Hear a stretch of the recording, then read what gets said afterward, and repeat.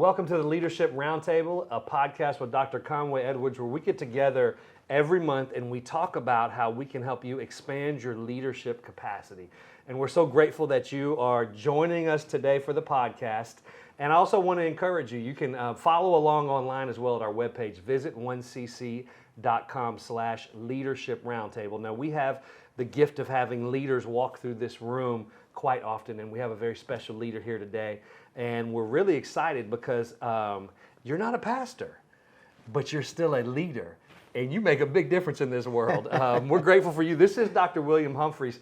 He is a neurosurgeon with Wellstar and also an esteemed professor at the University of Missouri Medical System. And he's really blazed a trail in the field of neurosurgery, and we're grateful to have him here. So welcome to Dallas. We're so glad you're here. And I want to throw a question out to you. Yep.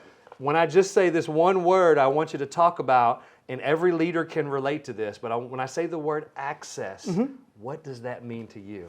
So, access can mean a lot of things. Initially, if you think about it just from a technical definition, it's the ability to be able to acquire or have or enter or be around something, right? But when you think about access in the terms of leadership, I think access is the game changer, because access is the ability or the desire to grant something to other individuals. So when you think about access in the terms of what it means in business or what it means in healthcare. In business, access is mentoring. It's opening a door. It's providing an individual with the ability to come from one place and go to the other, which is very important. So mobility. When you think about access as it relates to healthcare, it's the ability to avail yourself of all of these things that we have in this healthcare system. And it's sad, but even though we live in a very complex and very well-trained medical healthcare system, sometimes people are not able to avail themselves to it. So access to me is a game changer. It is the thing that separates an individual from merely seeing something and being able to avail themselves of it. Wow. And you've actually, you've been studying this and working through this, and I wanted to see if you could just share with us today, what are some of the steps? You've started the definition of access. What's a roadmap and what's the process towards access? I know one of the things I've heard you mention, we've all, somebody, wherever we're at, pastors, leaders, somebody's given us access. Yes. And I think one of the big things is realizing the access we've been granted. Yep. And then I just want to see if you could walk through what that roadmap looks like for access. So I think you use a very good term, roadmap. I think one of the keys to being able to grant access is showing an individual the roadmap. And so the roadmap are the rules of engagement or the way by which you do something that's important. And so the analogy that I always use is, in music, if you pick up a sheet of music, you don't just start playing that sheet of music. You have to know the roadmap of how the rest of the group is moving as it relates to that particular thing. I think that applies to how you apply to college. I think that applies to how do you apply for a loan? How do you start a business? How do you try to get a promotion? And sometimes, I use the analogy that talent is everywhere. There is not an ethnicity or a group or a race of individuals that doesn't have talent. I think that what separates sometimes, though, what's not ubiquitous is access. And so if you have a group of individuals that are talented, one way to provide them with access is showing them a roadmap of how they use those skill sets in ways that kind of edify things that are important and provide them with further opportunity. So even in the field you're in, and as a neurosurgeon, what did that, your personal story, what did access look like for you? As a young man coming up through college? So a couple of nodes. My first node, I was in 11th grade, and my counselor said, I'm sending you on this trip, and you only have 2 things you have to do. You better not embarrass me, and you better learn something. And so as a result of that, I ended up going to a healthcare symposium, which actually was in Houston, Texas. It was free. And I got to hear a lot of different people talk, and one of the individuals that I got to hear talk was Benjamin Carson. And at that time, he was a neurosurgeon, this was like in the 1990s, who was going around at the time helping to empower youth to say that just because you came from a certain circumstance, you didn't have to stay there. There's a way to move, and that everybody has the ability to be upwardly mobile if you're intentional about it. And so that was my first exposure to a neurosurgeon. And through that interaction, I actually started to think about, okay, how does the brain work? What happens when we talk? What happens when someone decides they want to make an iPhone? All of these things started in someone's mind. So my interest in neuroscience and my ultimate interest in neurosurgery started from my counselor looking at me and saying, hey, I'm sending you somewhere. That's opening a door, providing exposure and access. As doors were open for you, all throughout your journey, what was it inside of you that wanted then to open doors for others? So this is something that I found very interesting. So and maybe that's just the physician in me. It's one thing to be able to acquire something, but I think the thing that really gets me going is when I'm able to give something to somebody else that they otherwise would not have. And so, one of my mantras is, the way to fulfillment is not merely the acquisition of access, it's the ability to be able to give it away.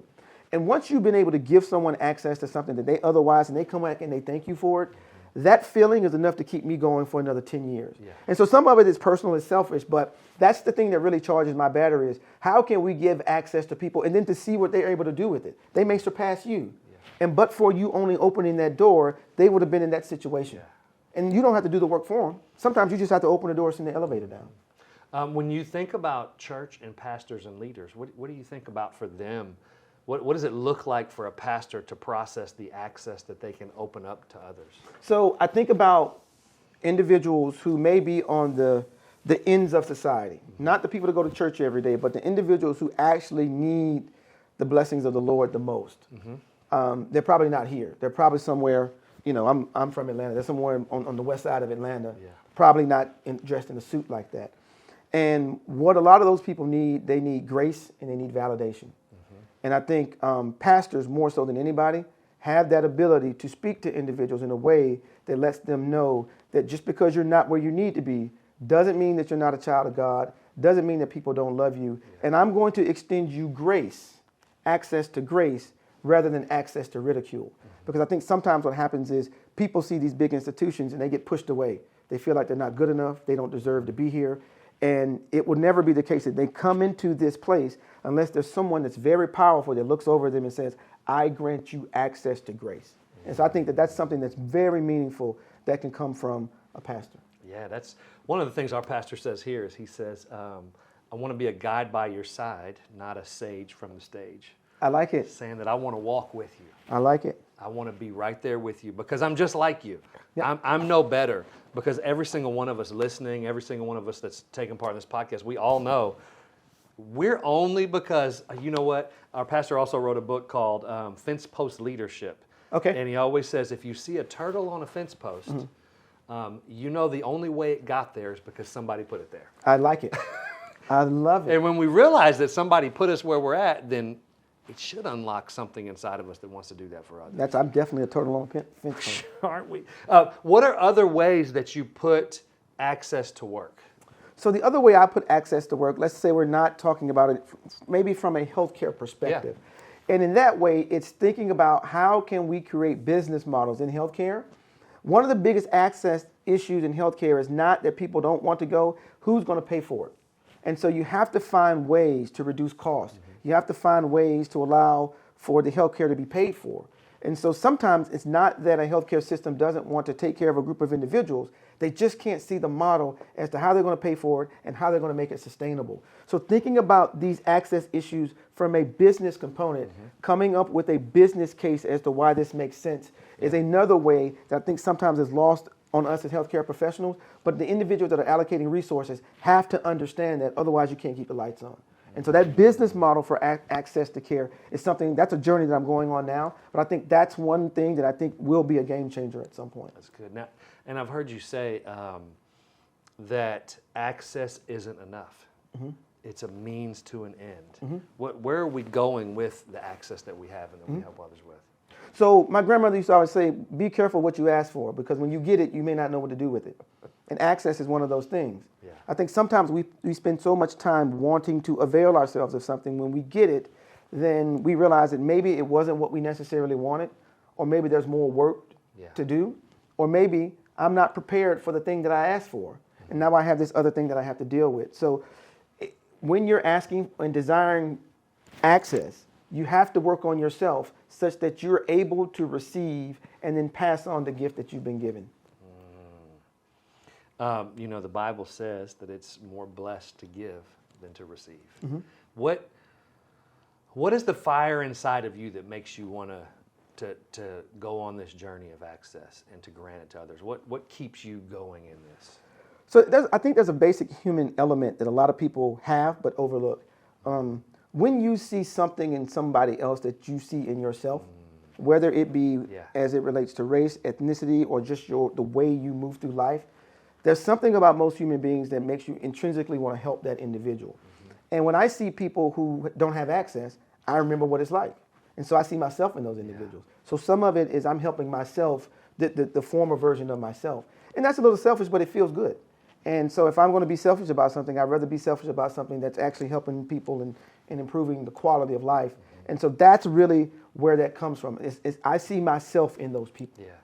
And what's next for you on this journey? As you've been walking through this conversation, what is the next step for this? So I've been told I need to get out and talk about this more. I think sometimes you get caught in the rut of thinking that you have to do the work yourself. Yeah. Sometimes you let the work that you've done speak for you, and by talking to other individuals, it may be the case that somebody in this room has a better idea than me, but for me having a conversation with them, it sparks something that then creates another access point. And so talking to people, being more engaging, being willing to have those difficult conversations is my next thing. But also, I still like to do neurosurgery. That's my... Well, I guess so. Yeah, that's cool. Well, we love this because as leaders, we all know what it's like to be gifted with access. And pastors and leaders listening today, you should be thinking, how am I taking the gift and the grace God's giving me, and how am I blessing others with it? Isn't that really the gospel message? Is the grace we've received than being those that deal grace to others. And what a powerful message. Any other closing thoughts you'd want to share with leaders on this that we've missed on today? Not really. I would just say that, thinking about access in the broader term of things, when you go into a problem, will sometimes help you take a different perspective. In the sense that there are people every day that are disenfranchised, that are people who don't have access to things. And those sometimes are the people that we tend to ridicule and judge. Mm-hmm. But if I took everything away from you that you loved or that allowed you to eat, and I took your access away and I turned the lights out, a lot of us would be very different. Yeah. And so when we're privileged enough to have access, we can't always look down our nose at the people that don't have it, because it's just by grace that it wasn't the other way around. That's right. And so I learned that. And so I would say when talking to leaders, particularly people, pastors, just, not that I can give a pastor advice, but, just keep that in mind, that the people that need the access and actually need to be in church the most are usually the ones that are out on the street. Yeah. Well, I want to thank you all for joining us and listening in today. What a great reminder when the medical field and community-focused leadership and church all come together, we can talk about a topic like access and how we can unlock that to others and how we really can be a blessing in every environment that we're in. Dr. Humphries, thank you for jumping in here with us today. Thank you guys for having me. All the way from the ATL. And we're glad that you're here. And I want to encourage you, go to our webpage, visit 1cc.com/leadership roundtable. You can follow along some of our past topics. You can get through the outline of what we've talked about today. And I really want to challenge you today of who do you need to grant access to in all aspects of your ministry and in your leadership. We want to thank you so much for joining us today. If this has been a blessing, please share it with others or share it with your team, and then get around this topic and see how we can have a Jesus-modeled leadership on how we bless others. Thank you so much for joining us. We'll see you back next month. God bless.